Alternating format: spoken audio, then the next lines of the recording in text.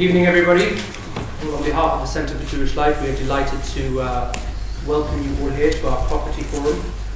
As you know, we take great pride in the fact that we're an incredible platform bringing some incredible speakers and panels together and sharing it with the wider community.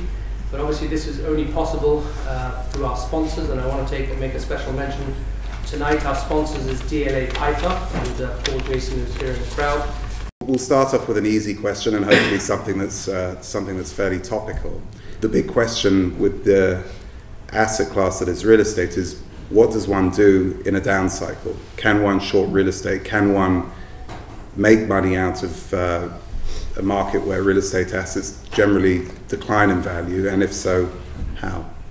Look, in terms of shorting the market, there are ways to short the market. I think the problem with real estate, however, is that it's an illiquid asset class unless you really play in the equities markets. There are derivatives markets, but they are very thin, and they were proven to be thin. When you go back to the financial crisis, people tried to play in the derivatives markets. You could have made a lot of money. Some organisations did, but they didn't make anything like the money they would have liked to have made. There is the IPD, total return swaps, that people have banded around over the years as well. But again, you've got to find a counterparty, and everyone wants to make the same trade in the real estate market. Generally, there is very little liquidity. I think the only markets you can really do it in sensibly are Hong Kong, UK, probably France, a little bit, and Australia. But outside of that, it's tough.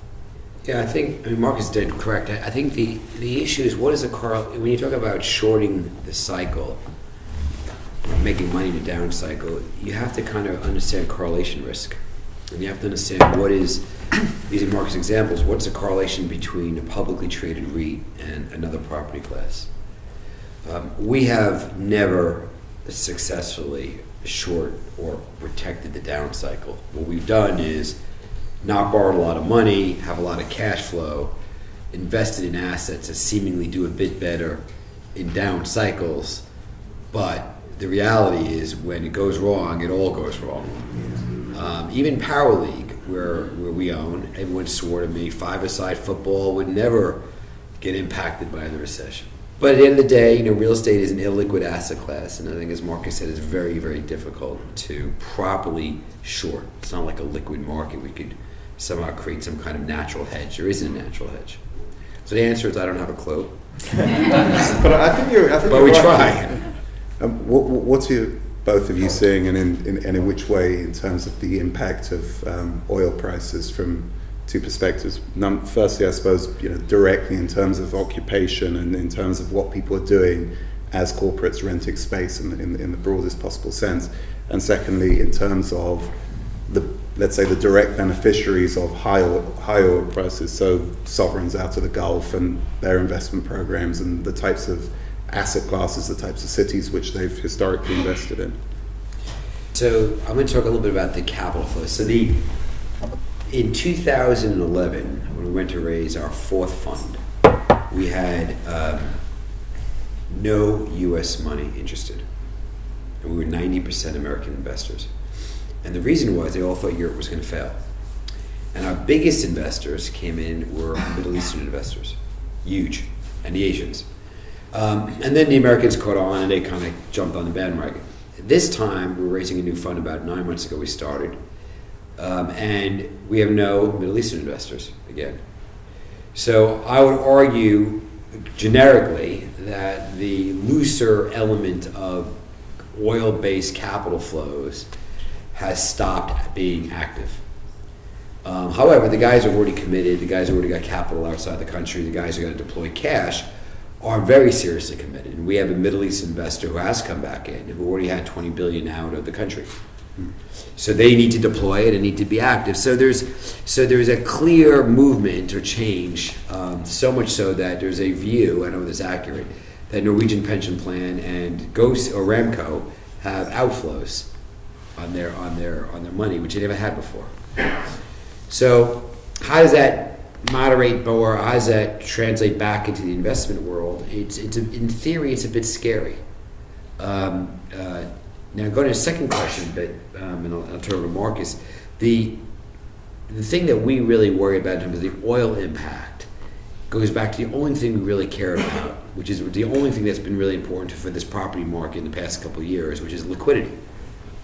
So here's a correlation. If oil goes in the toilet and stays at $30 or $25 a barrel, does that mean that banks have far greater down risk in their balance sheet than they admitted to the ECB? And therefore, if that were the case, do all these COCOs in their capital structure blow up? And if that's the case, does all of a sudden liquidity stop in the property market? That's a serious question. And I would be very nervous about that, and we are. But so far, we haven't seen that impact. And in fact, that's one of the reasons why Draghi came out and said, listen, the banks are far better capitalized than they ever were in 2008.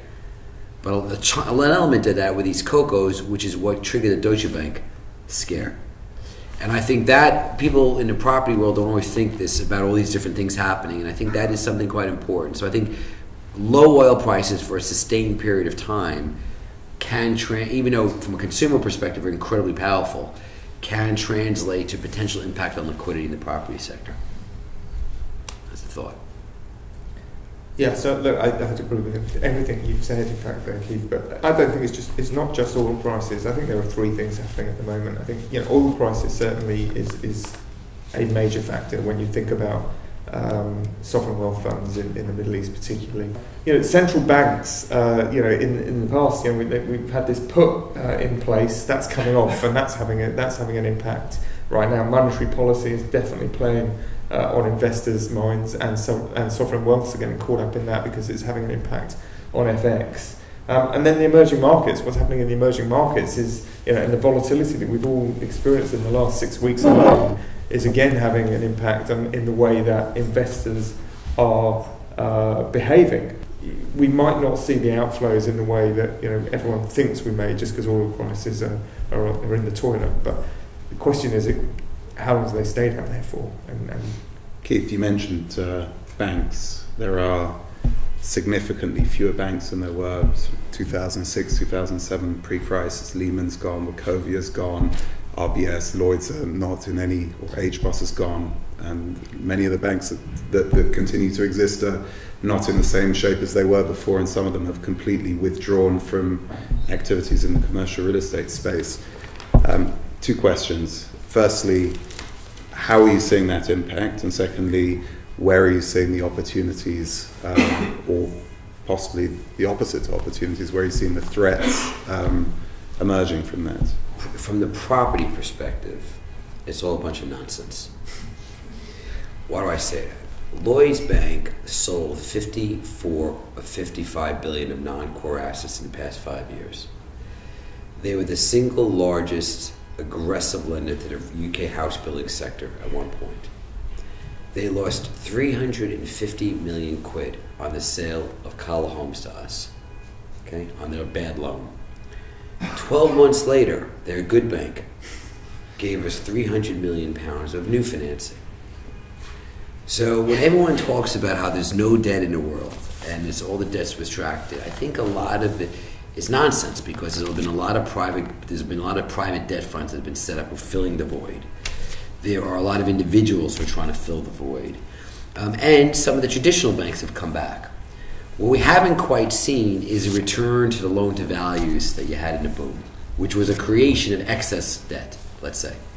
The reason why we're in business is because the regulators, going back to your question, forced a consolidation of all of the banks in November 2014 into one regulator. And the result of which is that they made everyone do these stress tests, which could be bullshit, but a lot of it created these non-core portfolios of bad banks.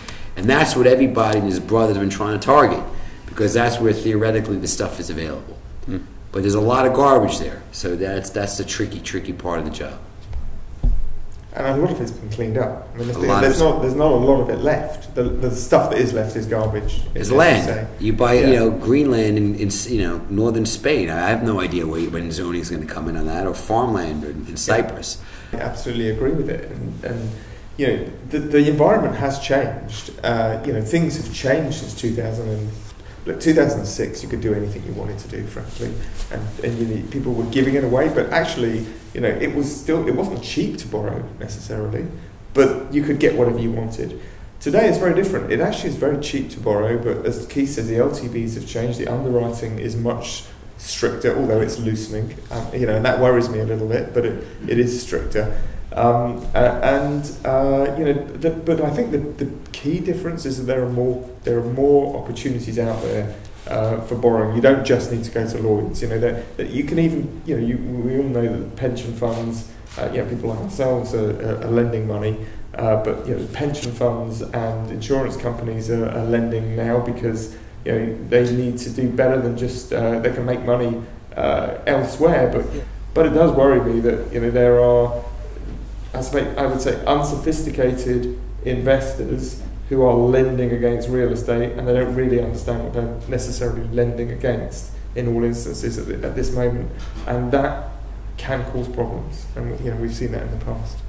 Is London going to be dominant 25 years from now? I say to my kids, and I drive them crazy with it, and I tell them that I am outrageously lucky, and as a result they're outrageously lucky, and I believe that to be the case, because I think looking around this room, we are the privileged generation. We Keith, you can grow up in the UK, but you grow up in the US in a similar environment, but I think, London, to answer your question, is still going to be a dominant market in 25 years' time. And that is simply because, whilst there is this emerging market in Asia, we still have, a political system and a legal system that the world respects and the world understands, which means you have liquidity.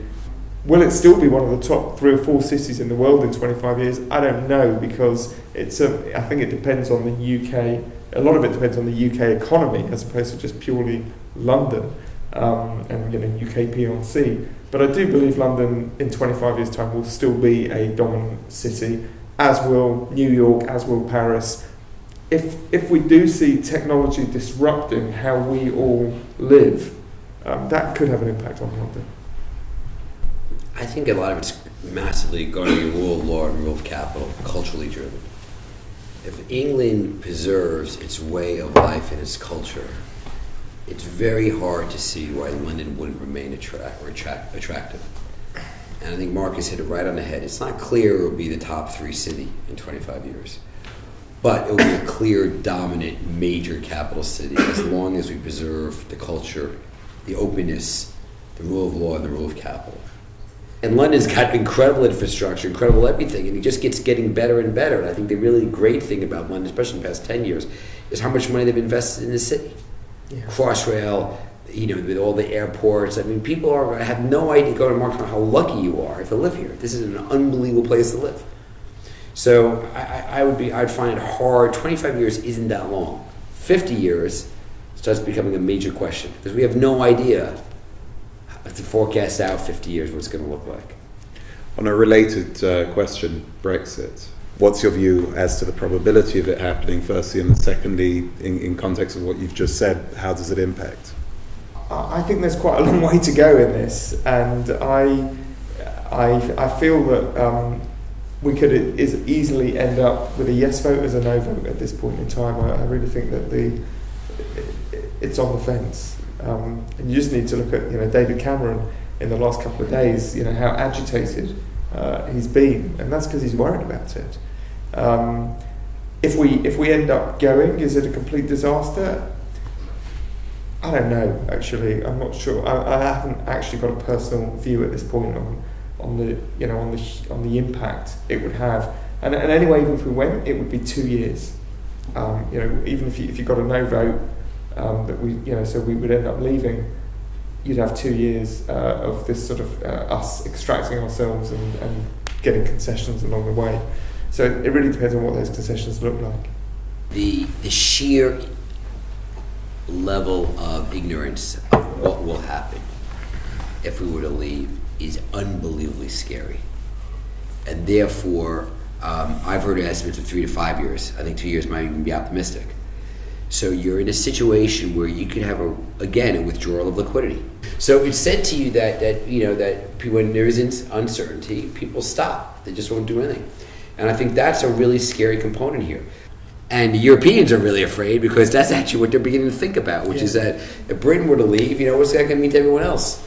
That's why the concessions, whether they were good, real, or not real, were somewhat given to Cameron. So I think it's a real question mark. I think it's very close, and I think Marcus makes a very interesting point about who actually votes in this country.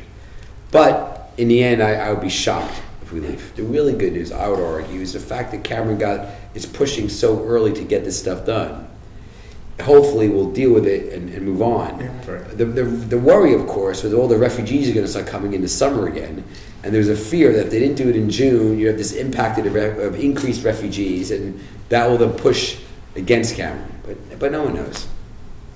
We want to thank Marcus, Jacob, and Keith for that very insightful, very refreshing, and thoroughly entertaining discussion. We thank you very much for your time, and it was a privilege to have you here tonight.